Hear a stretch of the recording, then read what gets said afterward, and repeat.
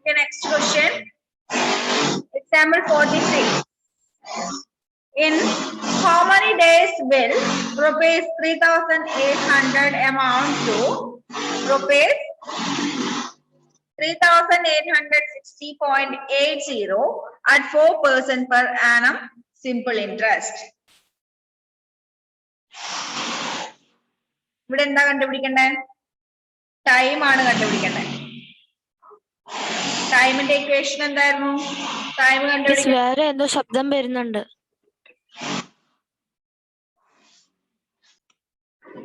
Okay. In how many days will 3,800 amount to rupees 3,860.80 at 4% per annum simple interest? എത്ര ദിവസം കൊണ്ടാണ് 3,800 rupees 4% per annum റേറ്റിൽ 3,860.80 ആവുന്നത്? അതായത് ഇപ്പൊ നമ്മൾ ഇന്ന് കൊണ്ടുപോയിട്ട് 3,800 ഡെപ്പോസിറ്റ് ചെയ്തു.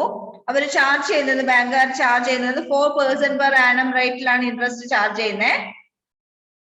എന്നാൽ ഈ 3,800 rupees 3,860.80 എമൗണ്ടിലേക്ക് എത്തുന്നത് എത്ര ദിവസം കൊണ്ടായിരിക്കും?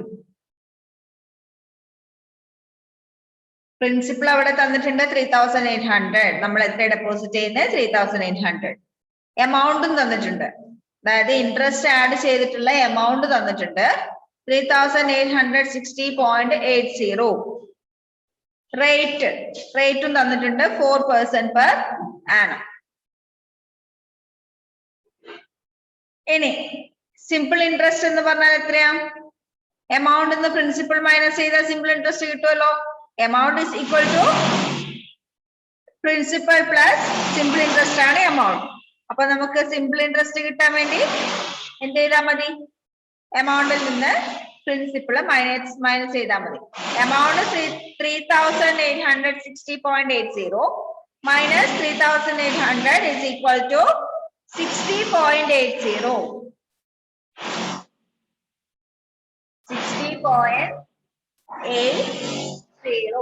60.80 നമുക്ക് ഫ്രാക്ഷൻ ആക്കിയിട്ട് 304/5 എന്ന് എഴുതാം.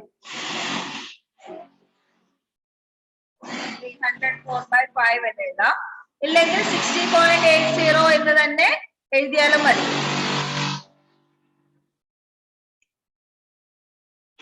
Simple interest is equal to amount minus principal. എമൗണ്ടിൽ നിന്ന് പ്രിൻസിപ്പൽ മൈനസ് ചെയ്താൽ നമുക്ക് സിമ്പിൾ ഇൻട്രസ്റ്റ് കിട്ടും. 3,860.80 minus 3,800 is equal to 60.80. 60.80 നമുക്ക് 304/5 എന്ന് എഴുതാം. ഇല്ലെങ്കിൽ 60.80 എന്ന് തന്നെ വെച്ചിട്ട് കാൽക്കുലേറ്റ് ചെയ്യാം. ഇനി ടൈം കാണേണ്ട ഇക്വേഷനിൽ എന്തായിരുന്നു? 100 into simple interest by principal into rate. 100 into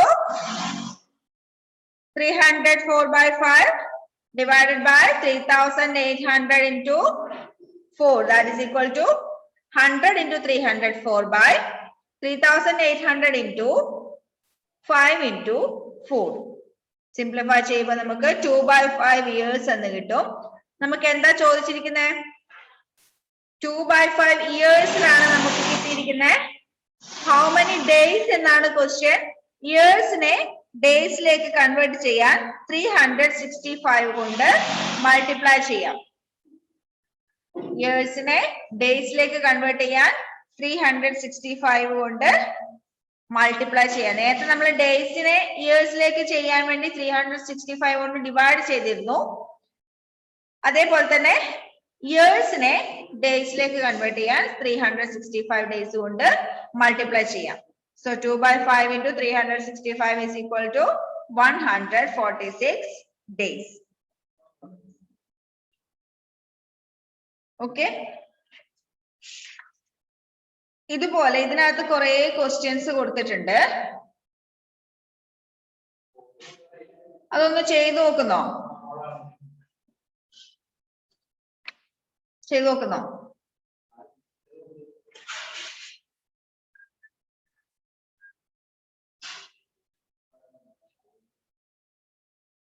ഒരു കാര്യം ചെയ്യാം.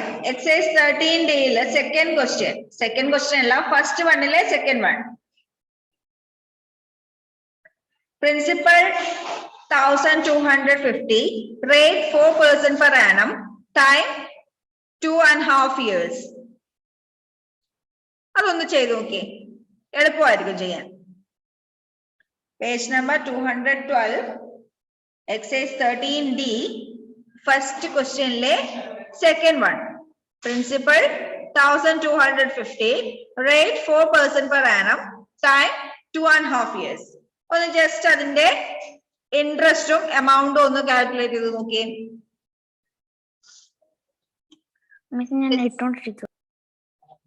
ഓക്കെ, പറഞ്ഞുതരാം.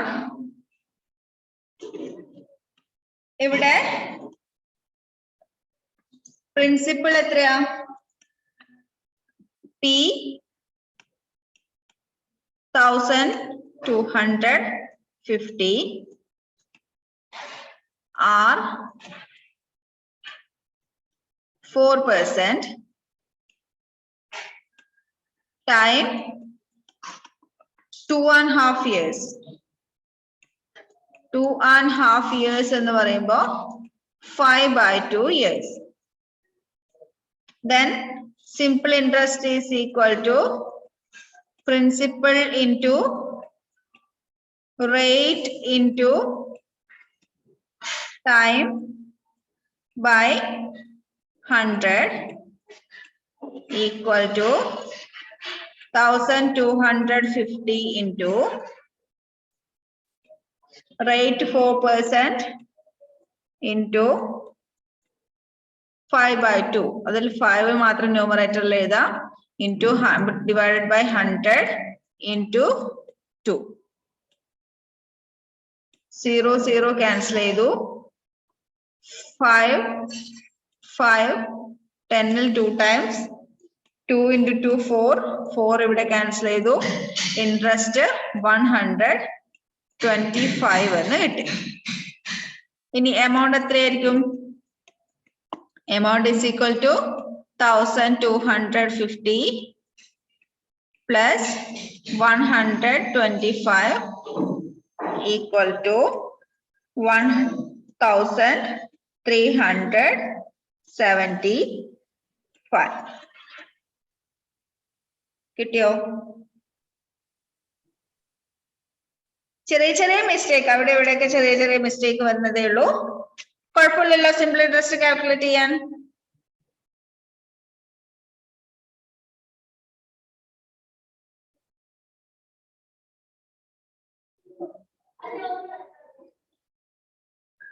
Then ആറാമത്തെ ഒന്ന് ചെയ്തതിലെ സെയിം ഫസ്റ്റ് ക്വസ്റ്റ്യനിലെ ആറാമത്തത്. പ്രിൻസിപ്പൽ 57,600, rate 6/1/2 per annum, time 5/1/4 years. അതിന്റെ ആൻസർ ഒന്ന് കണ്ടുപിടിച്ചേ നോക്കാം.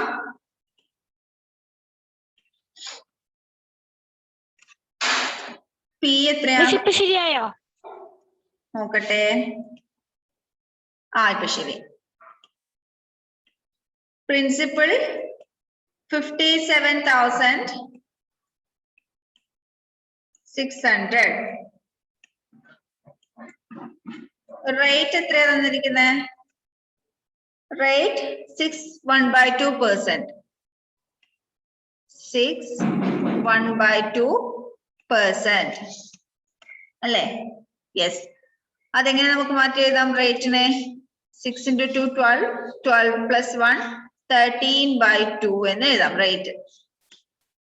ഇനി time is equal to 5/1/4 years equal to 5 into 4 20, 21/4 years. Simple interest calculate ചെയ്യുമ്പോൾ 57,600 into 13 into 21 divided by 100 into 2 into 4.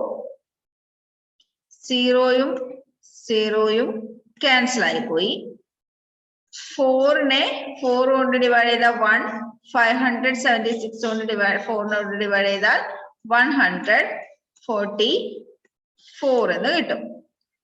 2നെ കൊണ്ട് 144 ഡിവൈഡ് ചെയ്താൽ 72 എന്ന് കിട്ടും. അപ്പൊ നമുക്ക് എത്രയായി?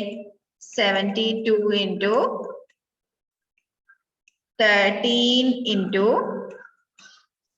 21 equal to 19,656 എന്ന് ഇൻട്രസ്റ്റ് കിട്ടി. ഇനി എമൗണ്ട് കാൽക്കുലേറ്റ് ചെയ്യുമ്പോ 57,600 പ്ലസ് 19,656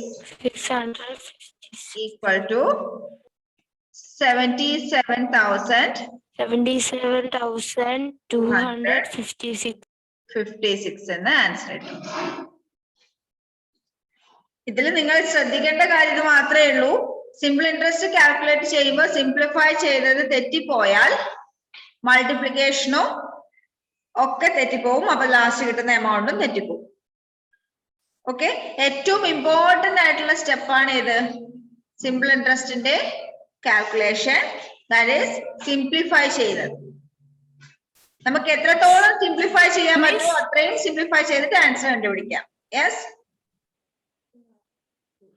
മിസ്, എന്റെ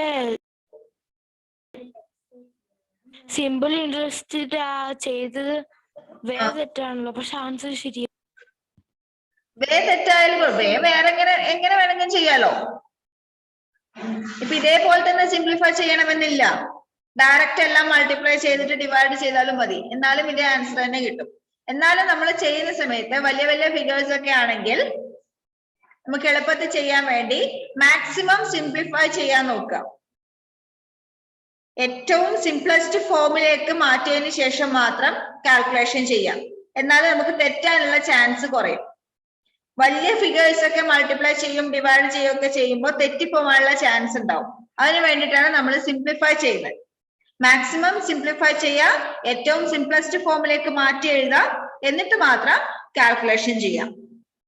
അങ്ങനെയാകുമ്പോൾ എറർ വരാനുള്ള ചാൻസ് കുറവായിരിക്കും. അപ്പോ ബാക്കിയുള്ള ക്വസ്റ്റ്യൻസ് ജസ്റ്റ് ഒന്ന് നോക്കുക, കിട്ടുന്നുണ്ടോ നോക്കുക. അടുത്ത ക്ലാസ്സില് പുതിയ ചാപ്റ്റർ തുടങ്ങാം, റാഷണൽ നമ്പേഴ്സ്. Okay, by.